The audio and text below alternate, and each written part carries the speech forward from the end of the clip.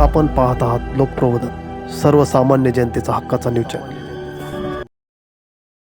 शासकीय माध्यमिक आश्रम शाळा वाघाळी तालुका बागलाण येथे छत्रपती शिवाजी महाराज यांची जयंती उत्साहात साजरी करण्यात आली। कार्यक्रमास गावाचे सरपंच नितीन सूर्यवंशी, अनिल जाधव तसेच शाळा व्यवस्थापन समितीचे अध्यक्ष भगवान चौधरी उपस्थित होते। मुख्याध्यापक PS चौरे, प्राचार्य, शिक्षक व शिक्षकेतर कर्मचारी उपस्थित होते।